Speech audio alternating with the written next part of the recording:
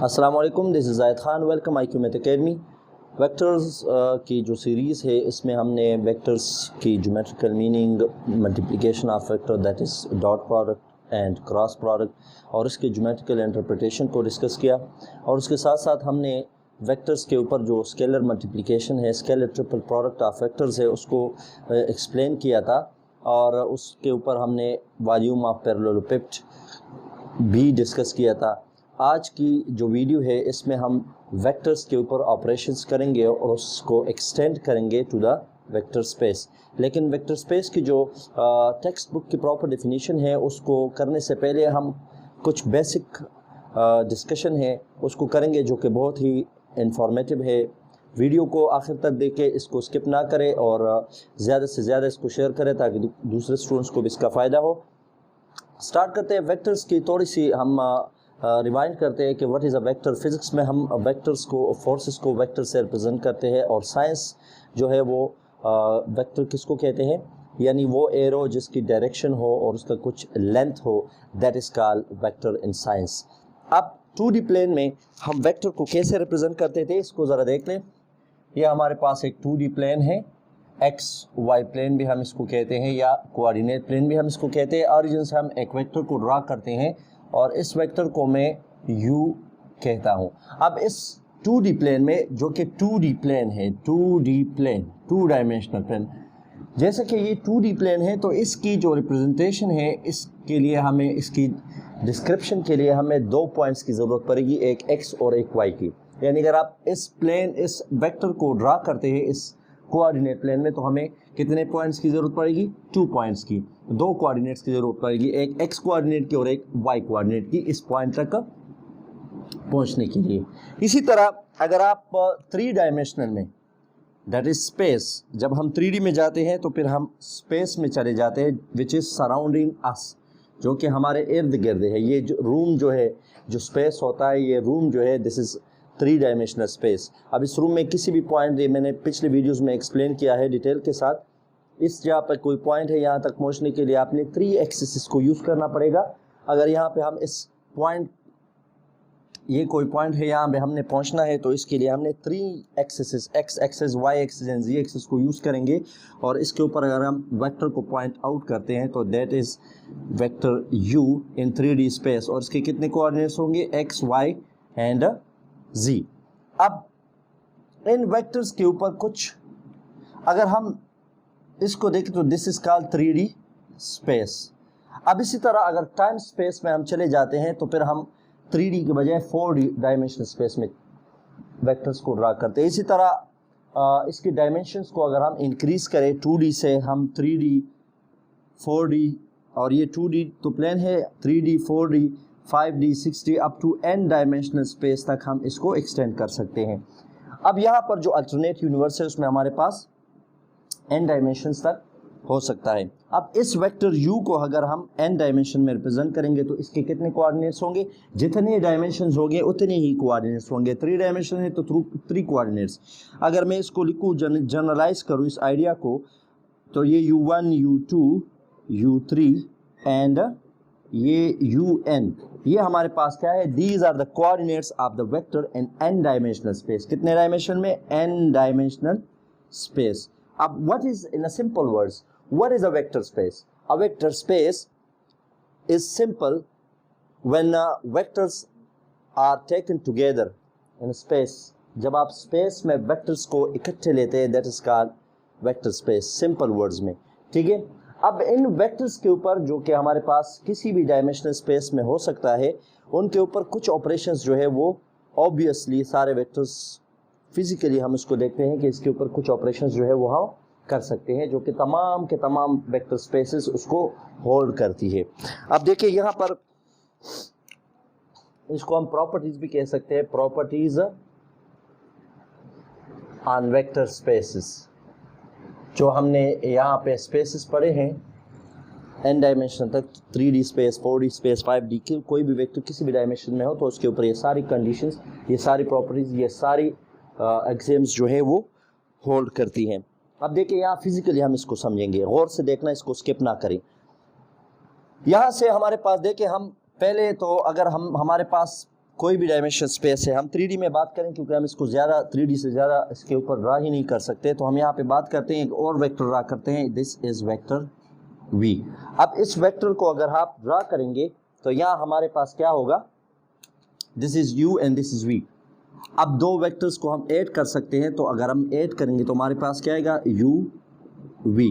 ये क्या होगा, वेक्टर्स को ऐड कर रहे हैं तो उसके रिजल्ट से तीसरा जो वेक्टर आएगा u प्लस v एक वेक्टर होगा जो कि क्या होगा, वेक्टर। ठीक है, तो इसका मतलब क्या है कि हम एडिशन का ऑपरेशन जो है वो ऑब्वियस है तमाम वेक्टर्स के ऊपर। ठीक है, और इसको हम लिख सकते हैं u plus v।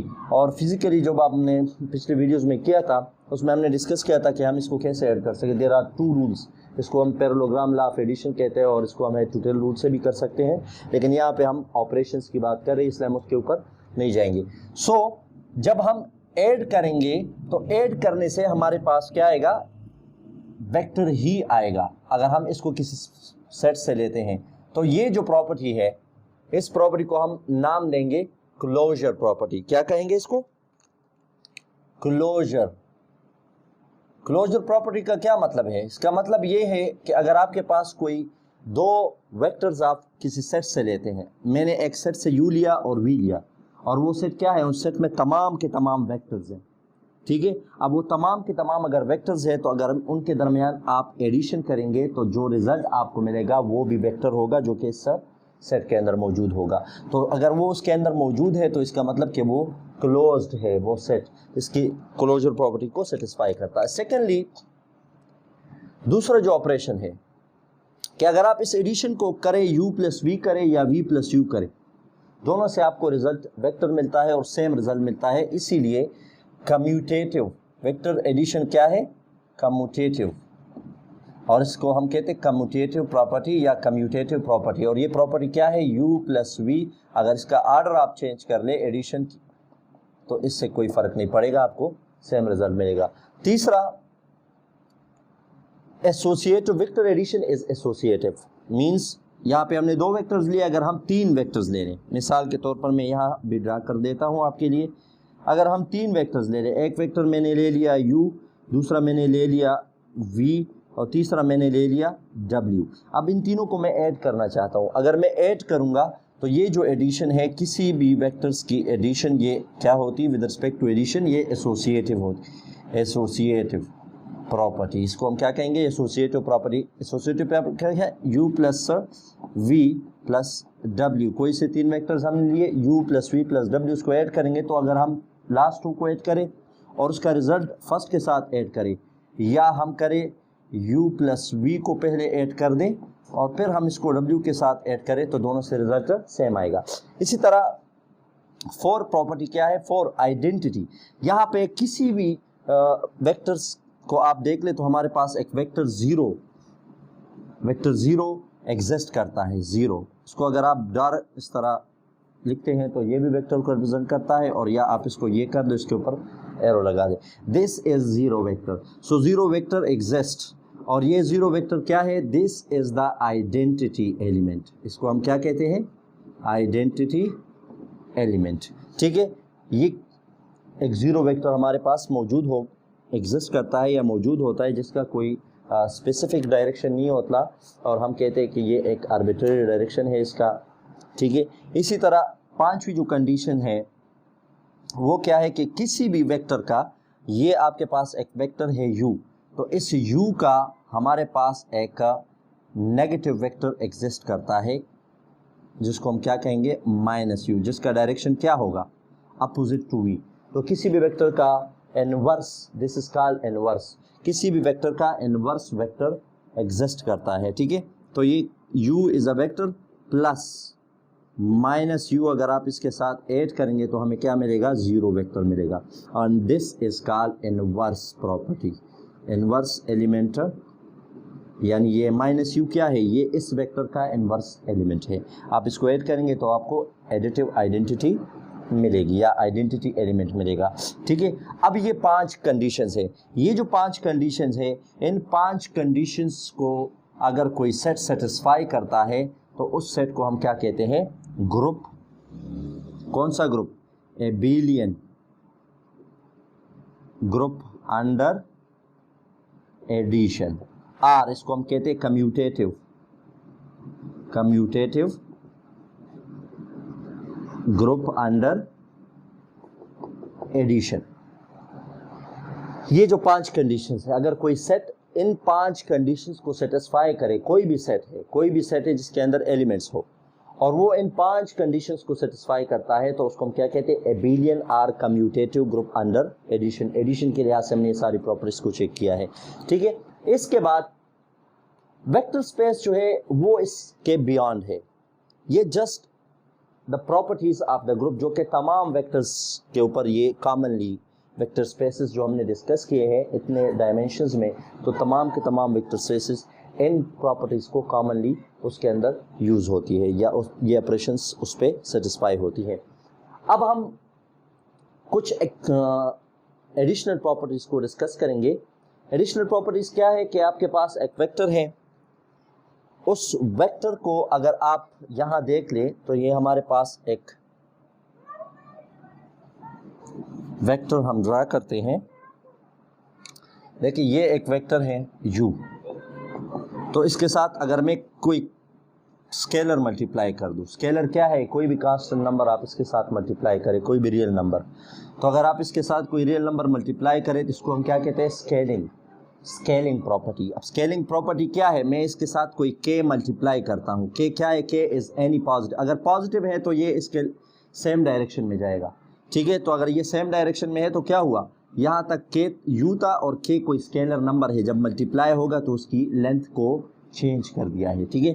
This is called scalar multiplication of a with a vector, या इसको हम कहते हैं स्केलिंग। तो हम स्केलिंग भी कर सकते हैं वेक्टर में, ये फिजिकली आप देख रहे हैं। इसी तरह डिस्ट्रीब्यूटिव प्रॉपर्टीज हैं जो वेक्टर्स सेटिस्फाई करते हैं, उसको हम वेक्टर स्पेस की डेफिनेशन में जाके डिस्कस करेंगे। वेक्टर स्पेस की जो टेक्स्ट बुक की डेफिनेशन है उसके ऊपर आते हैं। What is a vector space? Definition of vector space. Let V be a non-empty set. कोई non-empty set है, लेटर V, कैपिटल V, इसको आप लिखे capital V, B a non-empty set, ठीक है। Then V is said to be vector space over a field F if the following conditions or axioms are satisfied. अगर ये conditions satisfy होती हैं तो फिर हम कहेंगे कंडीशंस क्या है। नंबर 1, फील्ड आपको दिया गया होगा। फील्ड क्या है, इसकी अपनी एक डेफिनेशन है, उसके ऊपर हम नहीं जाते, लेकिन यहाँ पे सिर्फ आपको एक्सप्लेन कर देता हूँ कि what is a field. Simple, field जो है हमारे पास एक सेट होता है जिस तरह की हम ये प्रॉपर्टी सेटिस्फाई करते हैं, उसको हम उस सेट को फिर हम ग्रुप कहते हैं विद रिस्पेक्ट टू एडिशन। तो फील्ड भी हमारे पास एक सेट होता है जिसके अंदर स्केलर्स होते हैं, जिसके अंदर रियल नंबर्स होते हैं, ठीक है। तो एबिलियन ग्रुप अंडर एडिशन, पहली कंडीशन। सेकंड कंडीशन क्या है कि there is exist a field जिसके अंदर स्केलर्स होंगे, ठीक है, और वो क्या करेगा, associative. Let alpha beta belongs to F, आप कोई 2 स्केलर्स लेते हैं फील्ड से, एंड कोई वेक्टर आप ले रहे हैं u बिलोंग्स टू v से, v जो सेट हमने लिया था उससे, ठीक है। तो फिर ये कुछ प्रॉपर्टीज है जिसको हम कहते हैं डिस्ट्रीब्यूटिव प्रॉपर्टीज। अब डिस्ट्रीब्यूटिव प्रॉपर्टीज क्या करेगा, डिस्ट्रीब्यूटिव प्रॉपर्टीज ये क्या है, यानी scalar multiplication with vectors is distributive property चीज, ये 2 हैं, ठीक है। इसके अंदर हम 2 प्रॉपर्टीज को करेंगे। Number 1, alpha plus beta into u। अगर आप इस वेक्टर के साथ सम ऑफ 2 स्केलर्स मल्टीप्लाई करेंगे विद अ वेक्टर तो ये आपको क्या देगा, अल्फा यू, ये मल्टीप्लाई हो जाएगा plus beta u. Or second, ये ए प्रॉपर्टी हो गई, ये बी, यानी ये आपके पास इस डिस्ट्रीब्यूशन को अगर आप ज़्यादा करते हैं तो फिर इसको 2 और 3 डिस्कस करेंगे, ठीक है। या ऐसा हो कि दो वेक्टर्स हो और उसके साथ स्केलर मल्टीप्लिकेशन, यानी मैं दो वेक्टर्स u और v को लेता हूँ, letter u and v small v है, belongs to capital V। Capital V क्या है, वो सेट जिसके अंदर ये दो वेक्टर्स एज अ कोऑर्डिनेट उसके अंदर मौजूद है, ठीक है। एंड एक स्केलर लेता हूँ, एक scalar alpha belongs to f, तो फिर क्या होगा, u प्लस v, ये दोनों वेक्टर्स है और ये अल्फ़ा के साथ मल्टीप्लाई हो रहे हैं, तो क्या होगा, इसको हम u अल्फ़ा भी कह सकते हैं और v अल्फ़ा, या alpha u plus alpha v। तो these are the distributive properties. तीसरी जो प्रॉपर्टी है वो क्या होगी कि स्केलर मल्टीप्लिकेशन इज़ एसोसिएटिव। क्या होगी, स्केलर मल्टीप्लिकेशन इज़ एसोसिएटिव। क्या है, दो स्केलर्स को ले लिए, ये जो हमने लिए थे इन दो स्केलर्स को ले लें और वो दो स्केलर्स जो है उनको मल्टीप्लाई करें किसके साथ, अल्फ़ा बीटा किसी वेक्टर के साथ। जब आप मल्टीप्लाई करेंगे तो एसोसिएशन का एसोसिएटिव प्रॉपर्टी क्या है कि आप पहले लास्ट 2 को मल्टीप्लाई करें, उसका रिजल्ट फर्स्ट के साथ करें विद रिस्पेक्ट टू मल्टीप्लिकेशन। यहाँ पे हमने with respect to addition associative property discuss की थी, यहाँ पे स्केलर जो है स्केलर मल्टीप्लिकेशन इज एसोसिएटिव, तो ये एडिशनल प्रॉपर्टी है। तो ये हम लिख सकते हैं कि alpha beta into u, this is scalar associative property with respect to multiplication. 4 जो है हमारे पास क्या है, डिस्ट्रीब्यूशन भी हो गया, एसोसिएटिव प्रॉपर्टी। एक को हम कहते हैं स्केलिंग विद 1, स्केलिंग विद 1, और ये क्या है, इसको हम मल्टीप्लिकेटिव आइडेंटिटी भी कह सकते हैं। Multiplicative 1 is a multiplicative identity. Multiplicative identity क्या है कि आप 1 को किसी भी वेक्टर के साथ मल्टीप्लाई करें तो वो आपको क्या देगा, 1 देगा। 1 क्या है, 1 बिलोंग्स टू फील्ड, इस फील्ड से आपने 1 को ले लिया, स्केलर नंबर है, और u जो है ये बिलोंग्स टू क्या है। जो पांचवी प्रॉपर्टी है वो क्या है, पांचवी प्रॉपर्टी हम यहाँ थोड़ा सा नीचे करके ले आए हैं, प्रॉपर्टीज ऊपर नीचे हो सकती है। इस प्रॉपर्टी को आप अगर डिस्ट्रीब्यूशन से पहले कर ले तो ज़्यादा बेहतर है, लेकिन कोई फ़र्क नहीं पड़ता। लेट k बिलोंग्स टू, किस स्केलर से आपने k ले लिया और वेक्टर आपने ले लिया u बिलोंग्स टू इस वेक्टर v से, ठीक है। अब इनका स्केलर मल्टीप्लिकेशन k u अगर आप करेंगे तो ये क्या होगा, ये भी क्लोज्ड होना चाहिए विद रिस्पेक्ट टू मल्टीप्लिकेशन। यानी अगर आप इसको मल्टीप्लाई करते हैं k के साथ, यानी कोई भी स्केलर मल्टीप्लाई करे इस वेक्टर के साथ, तो वो b इस v के अंदर मौजूद होना चाहिए जो इससे नया वेक्टर बनेगा। जैसे कि हमने यहाँ पे कर दिया, देखें ये u था, एक वेक्टर था, और ये k u, इसकी स्केलिंग इसने चेंज कर दी, इसका लेंथ चेंज कर दिया, तो ये जो वेक्टर आपने u से लिया था तो k u भी एक नया वेक्टर आपको इसकी मल्टीप्लिकेशन से हासिल हुआ है, तो ये k u भी उस v के अंदर मौजूद होना चाहिए जहाँ से आपने इस u को लिया था। तो this is called scalar multiplication, जो है ये भी क्लोज होना चाहिए। ये हमारे पास क्या है, this is if a set satisfy these conditions, so this set is known as a, that set will be known as a vector space, ठीक है। अब ये देखिए एबेलियन ग्रुप की ये 5 प्रॉपर्टीज़ है, ये आपने चेक करनी है, और इसको हमने आसान कर दिया है क्योंकि ये 10 प्रॉपर्टीज़ बनती है, तो एक साथ आप 10 प्रॉपर्टीज़ को चेक करेंगे तो आपसे ऊंच नीच हो सकती है, गलती हो सकती है, आप भूल सकते हैं। लेकिन ये जो हमने इसको जो पैटर्न दिया है, पहले हमने एडिशंस की सारी प्रॉपर्टीज़ को चेक किया है, और इन एडिशंस की जो 5 प्रॉपर्टीज़ है इसको हम कहते हैं एबेलियन ग्रुप अंडर एडिशन। तो आपने पहले एबेलियन ग्रुप चेक करना है, तो फिर आपने पहले ये 5 कंडीशंस चेक करनी है। उसके बाद ये डिस्ट्रीब्यूशन के अंदर 2 प्रॉपर्टीज़ है, तो 2 प्रॉपर्टीज़ ये हो गई, तो 6, 7, 8, 9 और ये 10 कंडीशंस है। आप इसको चेक करेंगे तो वो सेट क्या होगा, वेक्टर स्पेस। यहाँ पर हमने कुछ एग्जांपल्स लिखे हैं। General examples of the vector spaces, ordinary vectors in plane or space. जितने भी वेक्टर्स है स्पेस और प्लेन्स में, वो तमाम के तमाम उसका जो सेट है वो तमाम के तमाम वेक्टर स्पेस बनाते हैं। रियल नंबर्स का जो सेट है वो भी वेक्टर स्पेस बनाता है। और सेट ऑफ रियल नंबर्स जो कि आर स्क्वायर है या आर क्यूब है वो भी हमारे पास जिनमें हमारे पास यानी ये जो सेट है ये किसके बराबर होगा, एक्स, उसके एलिमेंट्स इस फॉर्म में होंगे where x y belongs to real numbers. The set of real numbers in 2 dimensional. अब 3 डायमेंशनल में होगा तो एक्स वाई एंड जी, तो ये भी हमारे पास वेक्टर स्पेस बनाता है। सेट ऑफ कॉम्प्लेक्स नंबर्स जो है वो भी क्या बनाएगा, वेक्टर स्पेस बनाता है। उसके ऊपर तमाम के तमाम कंडीशंस आप वेक्टर स्पेस की चेक करेंगे तो वो सेटिस्फाई करेगा। द मैट्रिसेस ऑफ आर्डर 2×2, 2×2 के जितने भी मैट्रिसेस है उसका आर्डर 2×2 हो तो वो भी वेक्टर स्पेस बनाता है।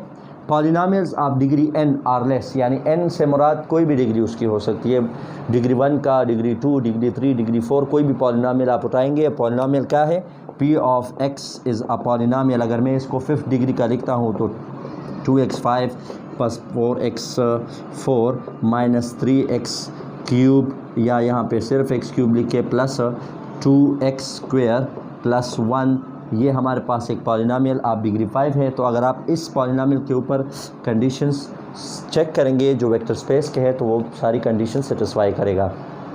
इसी तरह नेक्स्ट वीडियो में इंशाल्लाह हम डिटेल से कोई भी इनमें से एक उठाकर उसके ऊपर एक सारी कंडीशंस चेक करेंगे। उम्मीद है आपको समझ आ गई होगी। वीडियो को ज़्यादा से ज़्यादा शेयर करें, इसको लाइक करें, दूसरे स्टूडेंट्स तक पहुंचाएं ताकि उनको भी इसका फ़ायदा हो। और कोई भी क्वेश्चन हो तो उसको कमेंट में लाजमी पूछा करें। नेक्स्ट वीडियो में इंशाल्लाह हम न्यूमेरिकल एग्जाम्पल करेंगे। Thank you.